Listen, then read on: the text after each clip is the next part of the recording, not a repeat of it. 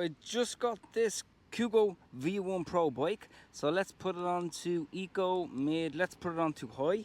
And let's just use the accelerator only and see what top speed we get up to. 0 start, let's go. Initial torque is actually really good on this, even though it's only a 350 watt motor, and I'm not even, I'm not even pedaling. 37, 38, whoa, ran out of road there. Let's go again. Let me see, what do we got? Okay, let's go again.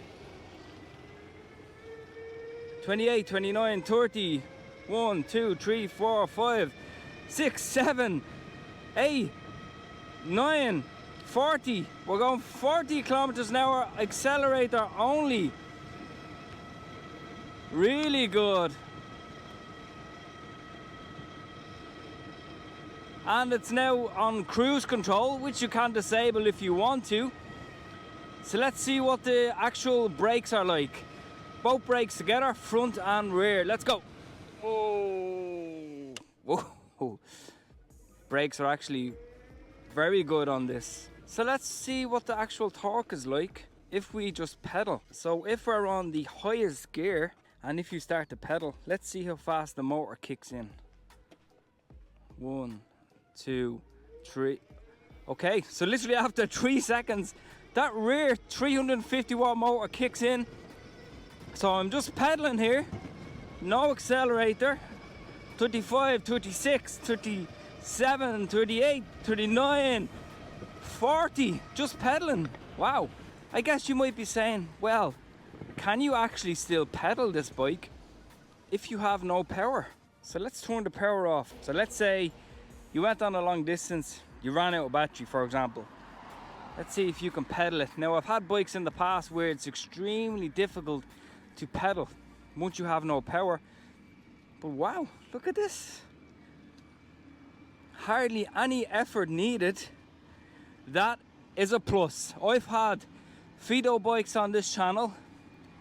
I've had other bikes as well. And when you normally run out of power, they are extremely difficult to pedal. And that is a plus. We'll stick it on to eco. By the way, I didn't even charge this bike. I literally took it out of the box. 0 start. Again, you can disable 0 start if you want. The rotors are actually quite a decent size on this, which gives you a lot more stopping power. Probably one of the best 350 watt motors I've ever tested, because on this channel I've had 300, 500 watt motors that were really poor. First off, thank you to KuKirin for sending me this electric bike for testing purposes. There is an automatic discount link in the description to check out the latest prices on the V1 Pro. Well, let's take a look at the V1 Pro in more detail. Let's talk about the portability of this. It weighs only 21 kilograms.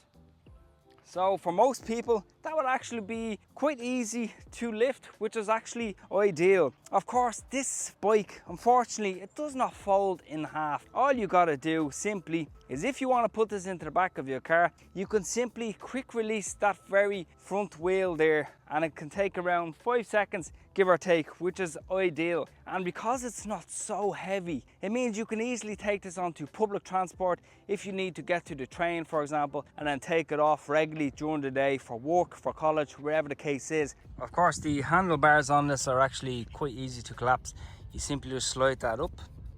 You can do it with one hand if you want, and then they just simply collapse down like that. So the portability aspect of it is actually really good. So let's talk about the design. If you take a look at the way the bike is, it's actually a nice clean design. You have the basket at the front. You also have a rear loading rack that can support up to 25 kilograms. It is a nice black frame throughout, and it's very sleek looking. It's not stupid looking. The handlebars are actually quite a generous width, and it gives you stability even at those higher top end speeds. The cable management throughout the whole bike is actually done really well, and I gotta say, it's a very sturdy bike and it is extremely quiet. There is no rattling from any part of this bike. The basket is actually designed really well, and it's actually quite secure in these places, so there is no rattling there.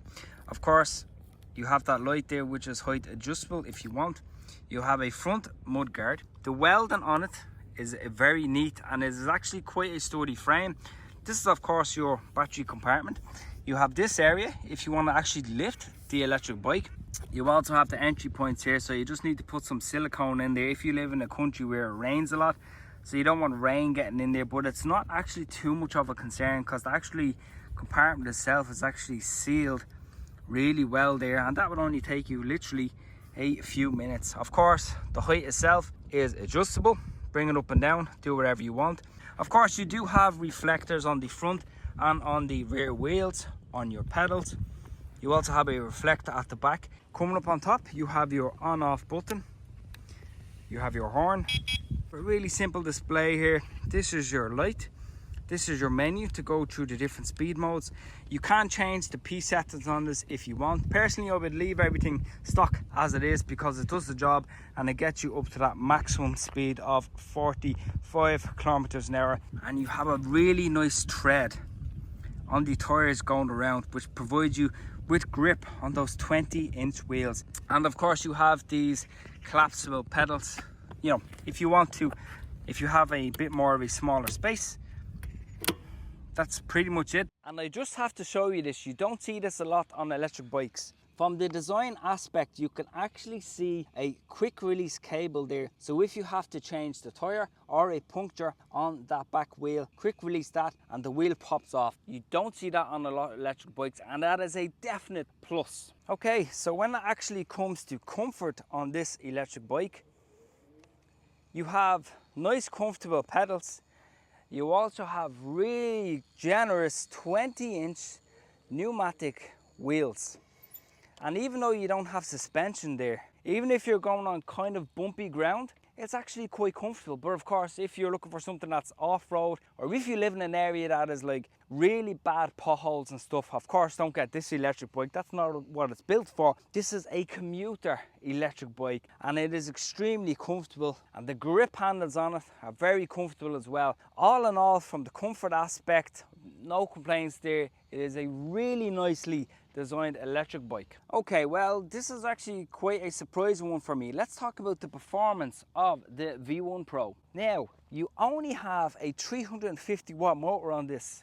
It is very surprising. The torque is very surprising, even on eco mode. So as soon as you start to pedal, about 2 or 3 seconds later, that rear motor kicks in, giving you instant torque, and it should be quite good actually on hills up to around 15, maybe 20 degrees pushing it. So I'll just show you here on camera. This is eco. Top speed 25 kilometers. Let's go on to medium. Top speed on that one 35 kilometers. Let's go on to the highest gear.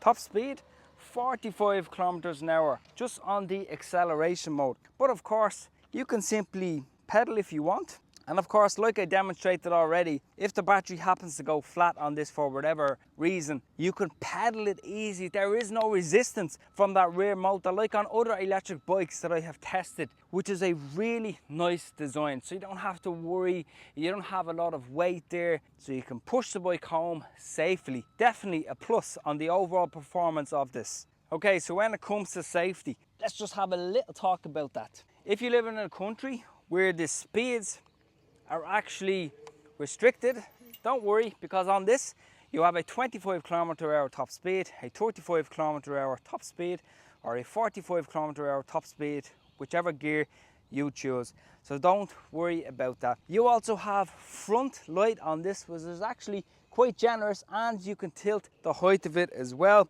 Really comfortable pedals. You also get a rear light that's included. Let me just show you. So the rear light on this is actually this one here, which is a nice, you know, you can put it anywhere you want. And of course, it does have front and rear mechanical disc braking, so that you can easily stop on a dime. Safety, nothing really too concerned about that. Only of course, if you plan on using this in a lot of bad weather. I would silicone the entry points where the cables go into the battery compartment, which seems like a pretty easy job, so I'm not worried about anything like that. You can actually see the torque on it. Whoa. That's how much torque is actually on this. That's on the higher gear. I mean, it is a little bit scary, so of course you need to be a little bit careful. If you also have it on eco, you still get a little bit of a tilt there. So definitely be cautious with the torque on this. Okay, let's talk about the value of this. A lot of bikes I have reviewed, to be honest, were higher priced and they weren't really worth it in my opinion, including a lot of the bikes from the Fido range. And this is where KuKo have definitely started to step up their game. The build quality on it is absolutely brilliant, to be honest. That higher top speed is amazing. The twist throttle is surprisingly good, considering a lot of the twist throttles I tried in the past were quite dangerous, but the way this is designed, it's brilliant. Because you have also the pedal assist there, so if the battery goes flat, you can pedal it. You have storage at the front, you have storage at the back, you have a very comfortable saddle here, you have a light at the front, you have a light at the back that's adaptable, so you can put it anywhere you want that you get with the bike. You also have the front brakes, you have the rear brakes on this, and you also have a horn. I mean, you have pretty much everything you want. From a value standpoint, I am not gonna lie, the price is at right now as I am making this video is a no-brainer. And if you're looking to get an electric bike, who is it for? Well, it's for anybody. If you want an electric bike at a budget price that has fantastic specifications, I would